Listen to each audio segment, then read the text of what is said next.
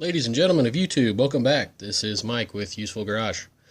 So, this is the finished product of the benchtop power supply from old computer power supply and an old fan from an old computer. So pretty much all I've done is I've gone around, I sanded down all the sides so that the edges are nice and smooth, rounded over the corners just a little bit with some sandpaper. I did two little hold-ins for the fan here. Seems to work just fine to keep it from being able to pop out. And then on the back, I did another little hold-in here for the actual power supply because I kept wanting to slide out the back a little bit. And I've also added this small piece of wood here just to kind of clean it up a little bit, and it also kind of promotes airflow out through our exhaust fan here. So that's as pretty as she's gonna get, and now hopefully it'll get some garage marks, if you will, because I like that kind of stuff. So my whole point of this video is I got a phone call this afternoon from a subscriber, someone that I know, and they said that they really enjoyed watching the videos of how to make this, but they said, well, while it's really cool, I don't have a use for one.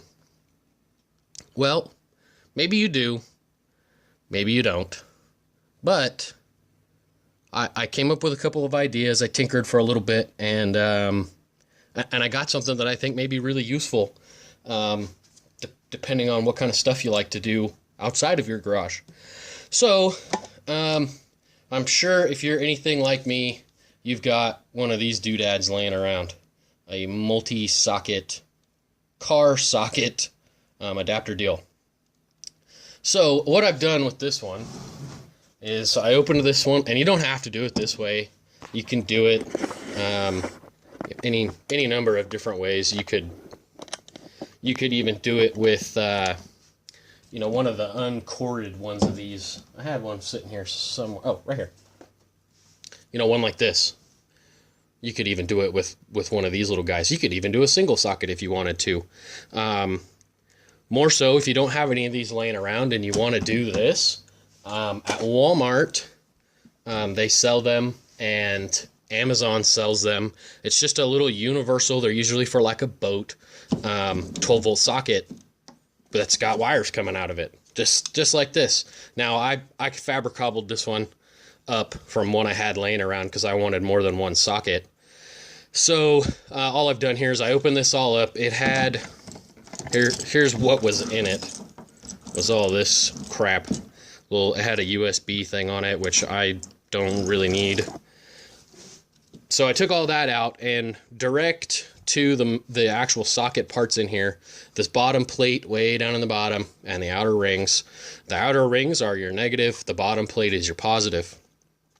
And I attached some wires to them, soldered them. This has a 15 amp fuse in it, which is way too big. It should be like a 5, but it's what I have. And here you go.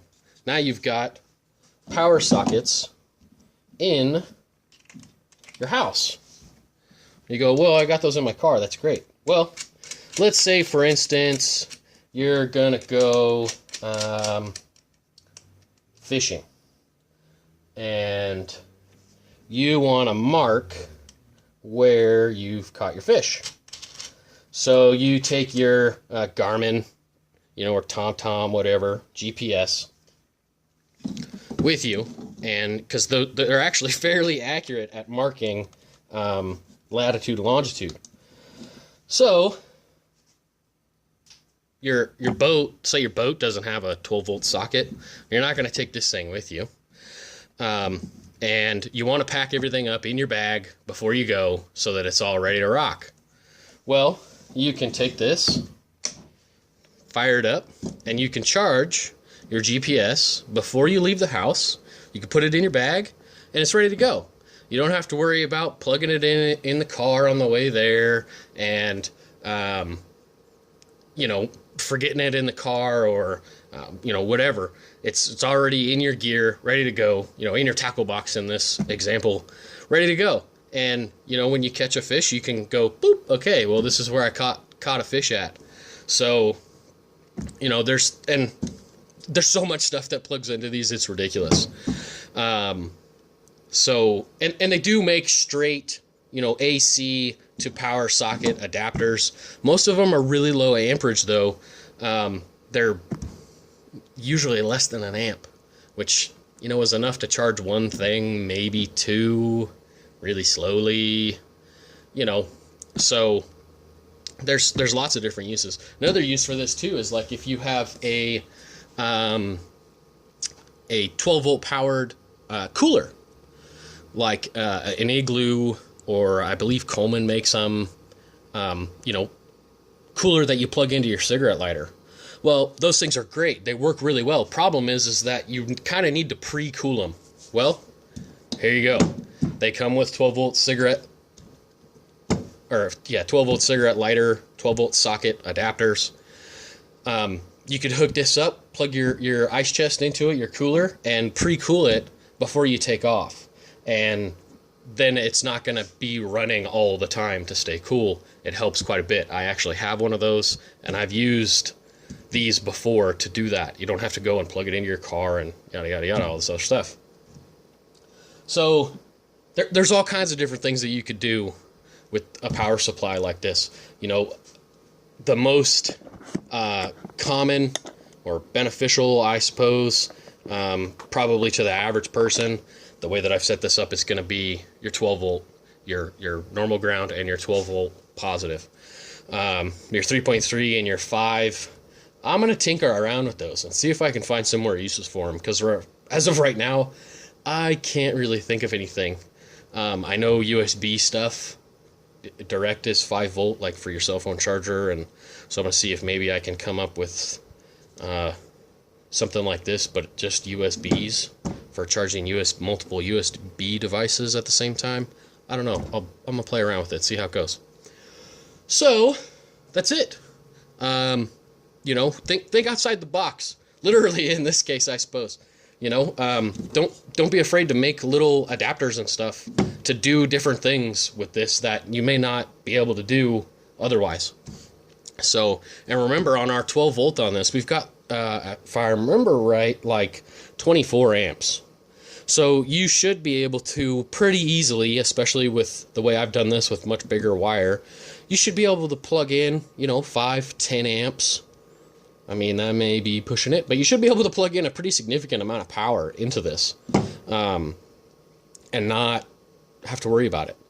It's got a lot more juice in it than your cigarette lighter in your car. And if in your car your cigarette lighter is one of those ones that turns off when you turn the car off, sometimes that is a pain in the ass. And this could be your solution to charging devices before you go that are meant to be in a car, or those kinds of things, pre-cooling your cooler, whatever you want to use it for. So that's it. I'm done. I promise. I'm done talking. All right. So once again, I'm Mike with Useful Garage, and if you like, hit the like button and subscribe. It all helps. Thank you. And we'll come up with some more doodads for this here. All right. Have a good one.